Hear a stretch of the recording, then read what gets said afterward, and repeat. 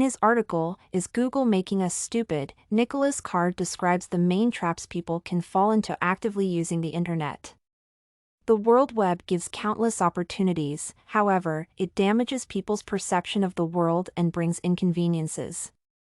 Carr is correct, the internet causes users multiple problems. It affects their attention, cognitive abilities, personal life, ability to choose something, makes everyday tasks harder, and it is highly addictive due to its algorithms. Carr in Is Google Making Us Stupid? Step-by-step explores the internet's influence on its users, showing all its aspects. He states that one of the most extensive consequences of using the internet regularly is problems with attention. Due to an enormous amount of information online, perpetual pictures, links, and chunks of data, the human brain got used to consuming information this way. It is hard to believe that Google, made for educating people, reduces their cognitive abilities, but the author explains elaborately how it happens. He shows how it affects culture, behavior, and even way of thinking. Throughout the article, Carr emotionally engages a reader in his thoughts, conceiving a new way of thinking in their minds. At the end of his writing, the author reveals a very crucial issue: how companies make their users addicted. Carr assumes that all the collected data about people can be used for developing artificial intelligence. To sum up, this article is extremely relevant today. It makes a reader change their attitude toward the internet. Due to affected cognitive abilities, people cannot read books or considerable articles. It is hard to concentrate on one thing. The brain seeks small, insightful, and bright chunks of information, especially if it is printed on a colorful background or has amusing animations. Carr claims that due to the ubiquity of text on the internet, not even mentioning the popularity of texting on phones, people may be reading more today than they did in previous decades when television was the primary source of information. However, it is a different kind of reading that we implement now, and behind it probably lies a different type of thinking, perhaps even a new perception of the self. Likely, neuronal paths in human brains look different now too. Lack of concentration can lead to deplorable consequences. Learning something new can become a challenge, hearing somebody out a tedious burden, and driving lethal.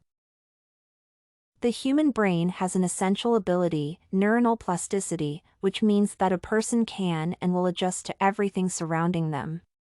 The same thing happens with users' interaction with technologies. People start behaving like computers. Carr states that we inevitably begin to take on the qualities of those technologies. For instance, comparing the past century and nowadays relationships and marriages, an interesting observation appears. 100 years ago, people used to start a relationship and make it last for the rest of their lives. However, now almost every person tends to have many partners during life. Such psychological factors as a bias toward divorced people or other stereotypes, which force people to stay together even if they suffer from it, have to be considered. However, it is not the main reason. There are endless options for everything on the internet, including data, goods, offers, movies, and people. Scrolling any social media, a person can notice multiple gorgeous people who may look much better than their partner. This effect is called choice overload. The more significant number of options is, the harder it is to choose something, and the more overwhelmed a person feels. Thus, observing hundreds, or even thousands of people online every day, it starts misleading a person, making them devalue their partner, desire somebody else, and great confusion. A human starts trying as many options as they can, hurting themselves and others, in the end, ending up with nothing. Data is the most valuable resource in the world. Knowing something can rescue somebody's life, or it can destroy it. Surfing the internet, liking some posts, reacting to something, writing comments, or searching on Google, people give companies significant opportunities to collect such valuable data about them. Carr notes that most of the proprietors of the commercial internet have a financial stake in collecting the crumbs of data we leave behind as we flit from link to link. The more crumbs, the better. Then, companies analyze the collected information, and internet algorithms are adjusted to the user's priorities. That is why it is so addictive to scroll through the news, social media, and feed. Everything that user sees is exactly what they love. For companies, it is nothing personal, just business. For a user, addiction, problems with cognitive abilities, giving away personal information, and many other consequences. In conclusion, the internet causes users multiple problems. It affects their attention, cognitive abilities, personal life, ability to choose something, makes everyday tasks harder, and it is highly addictive due to its algorithms that are adjusted to a person's preferences. Users struggle to perform such duties as extended reading, watching a movie or series. They can no longer concentrate on a specific task.